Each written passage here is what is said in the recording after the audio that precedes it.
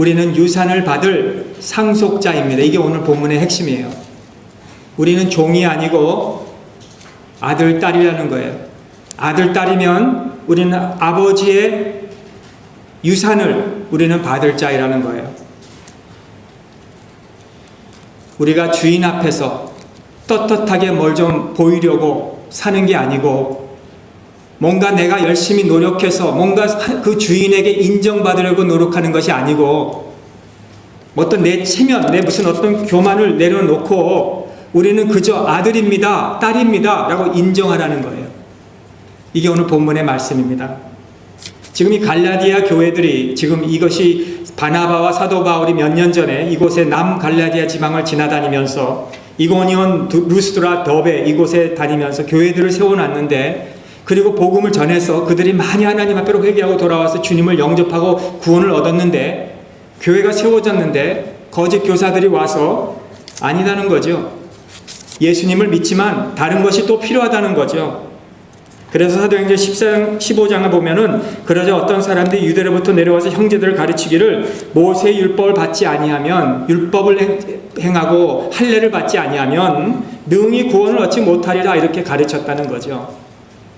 그래서 혼란이 일어나고 교회가 흔들리고 위협이 들어왔을 때 이 예수 그리스도를 전했던 사도 바울과 바나바가 저희 사이에서 유대교와 그들 사이에서 적지 않은 이런 다툼이 변론이 일어났다고 그렇게 말씀했어요. 갈라디아 4장 10절에 보면요, 오늘 읽진 않았지만 너희가 날과 달과 절기와 해를 삼가 지키니 내가 너희를 위하여 수고한 것이 헛될까 두렵다. 유대교에서 지키는 규례들, 절기들, 날들, 해들 오늘 바울이 그렇게 전하면서 뭔가 우리가 해서 하나님 앞에 뭐를 인정받으려고 하지 말라는 거예요. 오늘 사도 바울이 전하는 그 핵심은 하나님께서 여러분들을 사랑하시는 것을 믿으라는 거죠. 여러분 믿습니까? 하나님이 나를 사랑하신다는 것을? 아멘 안 하는 사람은 안 믿는 거죠. 하나님이 정말 He doesn't love me? 자, 하나님께서 온 인류를 사랑하고 우리 엄마 아빠를 사랑하고 우리 자녀를 사랑이 아니라 하나님 오늘 내가 홀로 하나님 앞에 서 있을 때 그래 내가 너를 사랑한다 라고 여러분들이 믿습니까? 사도 바울이 전하는 그것을 마치 온 인류가 아니라 내가 하나님 앞에 사랑을 받는다는 이 확신이 우리에게 없으면 우리의 삶은요 불안할 수밖에 없어요. 어떻게 하면 내가 그 사랑을 받을 수 있을까? 무엇을 해서 내가 그 사랑을 얻을 수 있을까? 이렇게 살게 된다는 거죠. 에베소서 1장 4절에 사도 바울이 곧 창세전에 우리를 그리스도 안에서 우리를 택하고 우리를 사랑 안에서 그 앞에 거룩하고 흠이 없게 하셨다 그랬는데 우리가 그 사랑을 모르고 그저 내가 뭔가를 잘해야 나를 사랑해주고 내가 뭔가 좀 사랑받을 만한 그런 일을 해야 나를 사랑하는 줄 알고 이거는 불안한 삶이라는 거죠. 저와 여러분들이 세상에 태어날 때 우리 부모님들이 우리를 보고 나는 이 자녀를 싫습니다 라고 했습니까? 우리 부모님이 저를 택하신 것입니까? 저를 보고 나 다른 아이를 주세요 라고 했습니까? 저 다시 돌려보내고 싶습니다 라고 했습니까? 저를 택하든 말든지 그냥 우리 부모님들이 우리를 인정해 준 거 아닙니까? 하나님이 이 세상의 모든 아이들을 모아놓으신다 할지라도 여러분 한 사람 한 사람을 하나님은 바꾸지 않으시고 하나님이 여러분 한 사람 한 사람을 사랑하신다는 거예요. 사랑하신다는 거예요. 제가 이렇게 글을 보다가 어느 한 프로페서 세미나에서 가르치는 설교학을 가르치는 이 크레닥이라는 이 프로페서인데요. 신학교 교수인데 이 베케이션 얻고 사모님과 함께 이 그레틀린 테네시에 가서 조용한 아침 그 다이너에서 식사를 하고 있는데 어느 흰 머리카락을 가지신 노인이 한 분 한 분 이렇게 이 테이블을 돌아다니면서 인사를 하고 있다는 거예요. 그랬을 때에 이 신학교 교수님이 사모님한테 저분이 우리에게 좀 오지 않았으면 좋겠다. 우리 좀 조용히 프라이버시를 가지고 아침을 하고 싶은데 우리께도 오면 참 이게 싫다고 그렇게 했을 때 웬건이 이 노인 할아버지가 이 테이블에 와서 어디서 오셨습니까? 그래요. 그래서 저희들은 오클라호마에서 왔습니다. 그랬을 때에 오클라호마는 참 좋은 곳이지만 오늘 테네시에 오신 것을 환영합니다. 무슨 일을 하십니까? 그랬더니 저는 신학교에서 설교학을 가르치는 교수입니다. 그랬더니 그렇게 말하면 갈 줄 알았는데 의자를 끌어당기면서 그 자리에 딱 앉아서 그러면 제가 좋은 간증을 하나 하겠습니다 하면서 앉는 거예요. 저기 산 보이죠? 저 밑에서 사는 집에 어린아이가 하나 있었는데 그 아이는 아버지가 없는 홀 어머니로 자라난 아이였습니다. 그 아이는 학교 갈 때마다 아이들이 놀렸습니다. Who's your daddy? 너 아빠는 누구냐? 너 아빠는 누구냐? 놀렸습니다. 점심시간에는 혼자 있었고 어디 그로세를 가든지 어디를 길가를 가든지 그는 항상 혼자 다녔습니다. 학교도 일찍 끝나면 집에 오고 근데 그가 10살 되었을 때 12살 되었을 때 교회를 갔는데 새 목사님이 오셨는데 교회도 갈 때도 역시 늦게 가고 일찍 나왔습니다. 그런데 어느 하루 뒷문으로 나오는데 그 목사님이 그 어린 소년의 어깨에 퉁 올려놓으면서 너의 아버지는 누구냐? 물어봤다는 거죠. 그런데 말을 못하니까 이 목사님이 재치가 있어가지고 얼굴을 보니까 너의 아버지가 누구인지 내가 짐작이 온다. 내 아버지는 하나님이다. 너는 하나님의 자녀다. 그 후부터 이 소년의 인생이 완전히 변했다는 거예요. 처음으로 미소를 얼굴에 짓고 처음으로 어디를 가든지 담당하게 그가 다녔다는 거죠. 내가 하나님의 자녀구나. 하나님이 나의 아버지시구나. 이렇게 확신을 가지게 되었다는 거예요.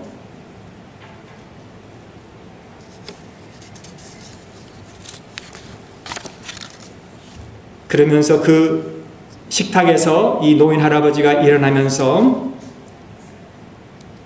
만약에 그 아이가 그 목사님의 하신 말씀을 듣지 않았다면 그 아이는 가치 없는 허무한 인생을 살았을 것입니다. 그 아이는 바로 접니다 하면서 갔다는 거예요. 그래서 너무 이게 신기하니까 어리벙벙하잖아요. 이 지금 아침을 그냥 먹고 있는데. 그래서 웨이트레스를 불러가지고 저 사람이 누굽니까? 그랬더니 당연하지. 저 사람을 당연히 모르십니까? 저 사람은 이 테네시 주의 전 주지사입니다. 오늘 이 시간에 혹시 우리 중에 나는 하나님의 자녀입니다 라고 모르시는 분이 혹시 계시다면 여러분 우리는 하나님의 자녀라는 이 확신이 우리에게 있어야 되는 거예요. 하나님의 자녀. 이 탕자가요 허랑방탕하고 아버지의 재산을 다 창기와 함께 잃어버리고 이제는 돼지와 함께 우리에서 먹던 그 아들이지만 내가 아버지께로 돌아가면 나를 아들도 아니지만 품꾼 하나로만 나를 써주셔도 나는 그래도 겨우 유지할 수 있고 살 수 있을 텐데 했었지만 아버지는 그 아들을 아들로 받아주시고 형이 와서 이게 지금 무슨 잔치냐 했을 때 당신의 동생이 돌아와서 아버지가 이렇게 기뻐하십니다 했을 때 아버지에게 가서 따졌죠. 염소 한 마리도 잡아주지 않아서 내 법과 즐기지 않게 한 아버지가 이 다 허랑방탕하고 돌아온 이 동생을 위해서 이렇게 살찐 송아지를 잡고 잔치를 배설합니까 했을 때 내 아들이 죽었다가 살았으니 당연하지 않느냐. 오늘 하나님께서 전지전능하신 하나님께서 저와 여러분들을 하나님의 아들로 삼고 나를 사랑하신다는 이 확신을 오늘 가지고 돌아가실 수 있기를 주님의 이름으로 축원합니다. 세상에 얼마나 불안하게 사는 사람들이 많이 있는지 아시죠? 이 중에서 이 세상 사람 중에서 어떤 사람은 맞아요. 아버지가 그를 어릴 때 버리신 자녀도 있을 것이고 어쩌면은 그 자녀가 부모님의 승인을 부모님께 인정받기 위해서 열심히 노력한 자녀들도 아마 있을 거예요. 우리가 어떻게 하면 아버지의 사랑을 더 받고 어떻게 하면 어머니에게 더 기쁨이 될까 하면서 그 자녀가 노력하면서 살다가 보니까 불안한 거죠. 우리 인생생활 하는 것도 어떤 하나님 아버지의 내가 승인을 받기 위해서 내가 봉사하는 것도 하나님 앞에 인정받기 위해서, 내가 신앙생활해서 이렇게 나와서 예배드리는 것도 어떻게 하나님 앞에 잘 보이려고, 그리스도인이 된다고 한다면은 우린 평생 동안 불안하게 신앙생활을 할 수밖에 없다는 거죠. 그러나 내가 하나님을 사랑해서 내가 사랑받는 것이 아니라 하나님이 나를 먼저 사랑하신 것을 우리가 알 때, 그렇죠? 우리는 하나님 앞에 바른 신앙생활 할 수 있게 된다는 거예요.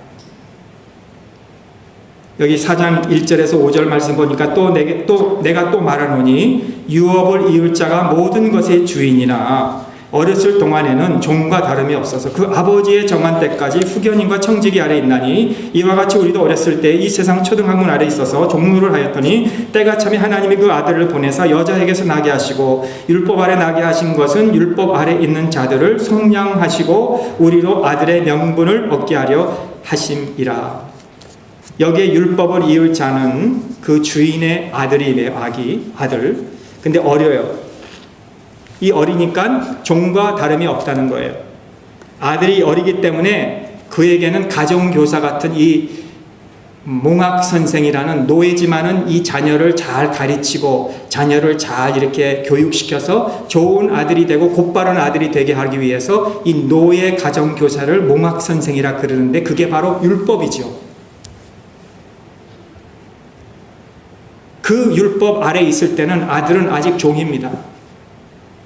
아버지의 상속이 다 있지만, 유산이 다 있지만 아직도 어리기 때문에 그 유산을 받을 수가 없어요. 그렇기 때문에 이 아들이나 또는 이 몽학 선생은 다 이 주인의 지시를 따라서 살아야 돼요. 그런 의미에서는 둘 다 종이라는 거예요. 그러나 이 아이가 성장을 합니다. 이제는 18세가 되어서 아버지의 유산을 정식으로 받을 수 있게 되었습니다. 그러면 이 어린아이는 이제는 아들이에요. 그러나 종은, 몽학선생은 아직도 종이에요. 이 어린아이는 유업을 받고 부자예요. 그러나 종은 가난하게 있는 거예요. 어린아이는 아버지와 관계에서 친근한 관계가 있어요. 그러나 이 종은 그런 관계가 없다는 거예요. 그러므로 우리가 어렸을 때, 초등학문 아래 있을 때, 율법 아래 있을 때 그는 그랬다는 거예요. 그러나 한 여자의 아들로서 오신 예수님으로 말미암아 그리스도가 오셨을 때는 저와 여러분들이 이제는 그 율법 아래 있지 않고 우리는 율법 안에서 은혜로 자유를 얻게 되었다는 거예요. 유업을 이을 자가 되었다는 거예요. 이제는 제가 너무 궁금했어요. 이 유업에 대해서. 그래서 찍어봤어요. inheritance, 하나님의 상속, 유업 이런 걸 찍어봤더니 어마무시한 글들이 많이 나오더라고요. 여러분들이 잘 아는 워렌 버핏과 빌 게이츠 너무 잘 아시죠? 홍석윤 기자가 2016년도에 한 기사를 썼는데 그걸 보니까 이런 말도 있어요. 이 둘 다 이 빌리오네어들 아닙니까? 그런데 자기 자녀들에게는 최소한만 물려준다는 거예요. 재산으로 인하면은 이 빌 게이츠는 2011년도에 810억 달러에 달하는 재산을 가지고 있었어요. 아무도 놀라지 않네요.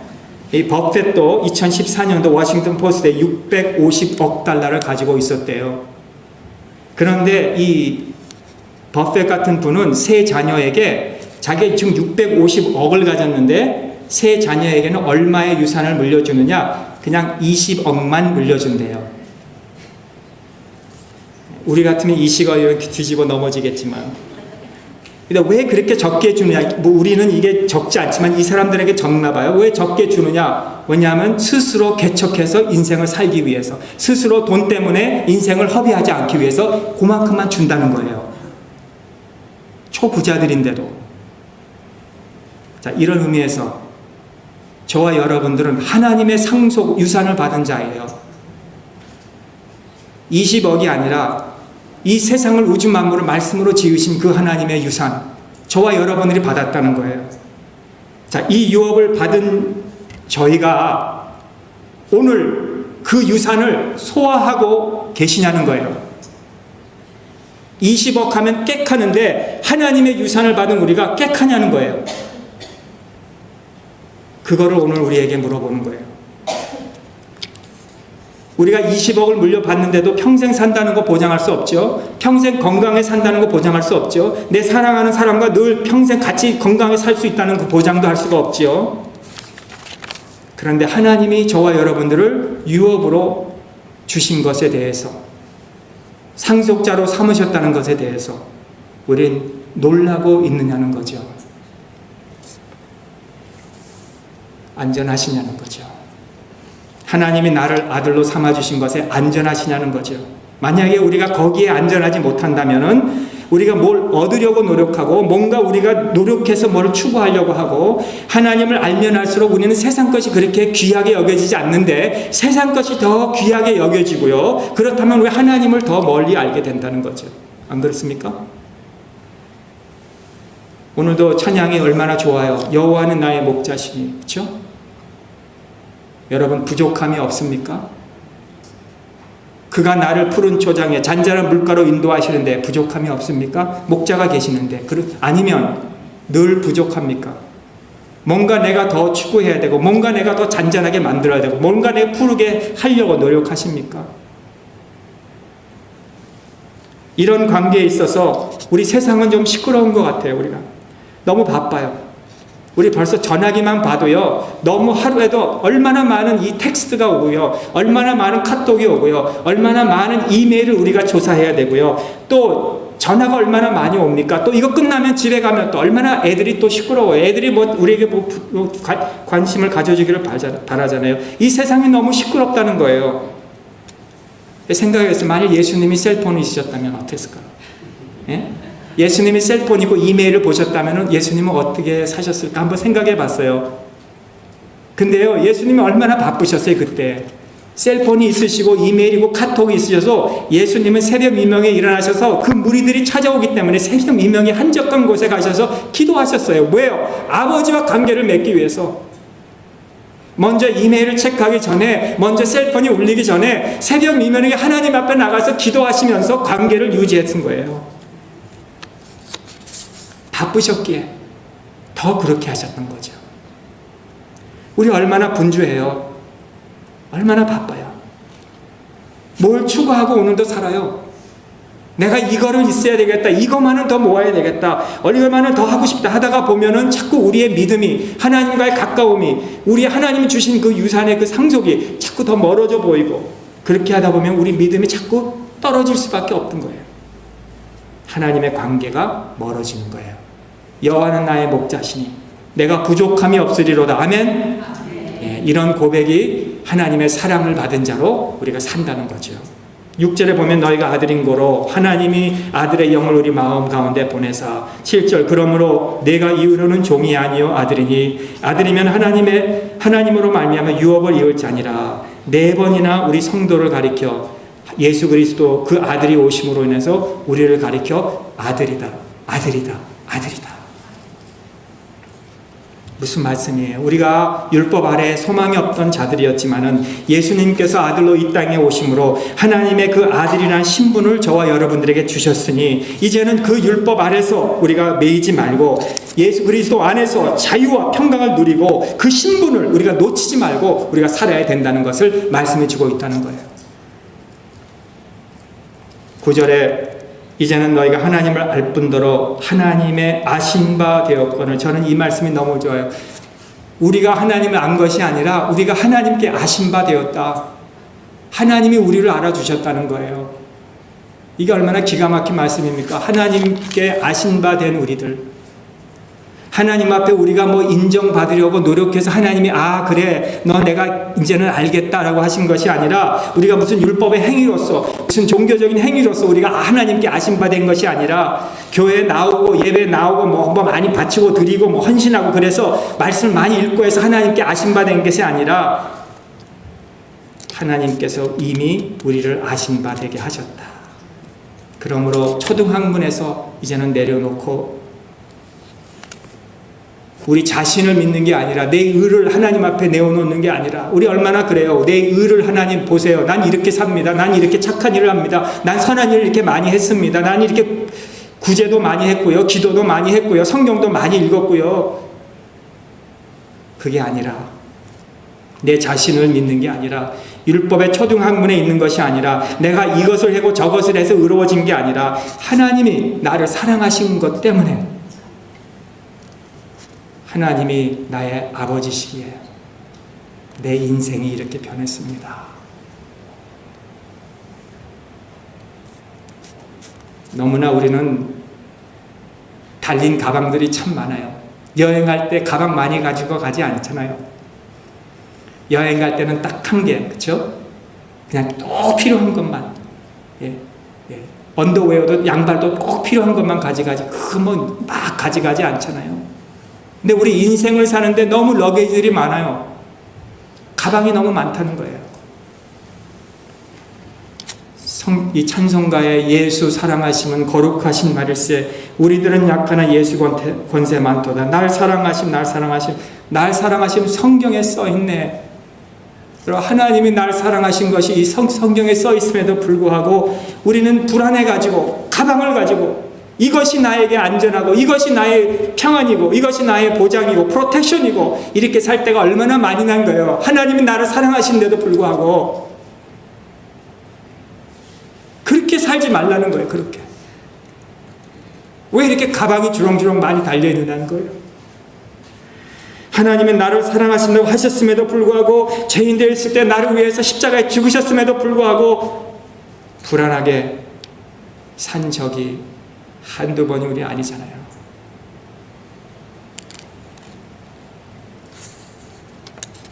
하나님이 여러분을 사랑하십니다. 하나님이 이 박은희를 사랑하시는 거예요. 오늘 그래서 우리는 기도할 때마다 하나님을 아바 아버지라 부를 수 있는 거예요. 저는 이 아바 아버지라고 어떻게 설명할 수가 없어요. 알아요 무슨 의미인지. 우리 하나님은 나의 아빠입니다. 아빠 아버지입니다. 알아요. 근데 어떻게 설명할 수가 없어요. 그러나 우리가 기도할 때마다 아빠, 내가 그냥 뭘 얻으려고 하는 것도 아니에요. 그냥 아빠, 나 하나님의 사랑 믿어요. 하나님이 나를 아시고 나를 사랑해 주신 거 믿어요. 이렇게만 하면 되는 거예요. 유창하게 기도 안 해도 되고요. 뭐 사람에게 잘 들리려고 기도 안 해도 돼요. 그저 아빠, 날 사랑해 주신 거 나 알아요. 여호와는 나의 목자세요. 주님은 나의 목자세요. 나는 부족함이 없어요. 오늘 이렇게 고백하는 이 초등학문에서 벗어난 하나님의 아들, 딸심으로 우리 상속을 받는 우리 모두가 되시기를 주님의 이름으로 축원합니다.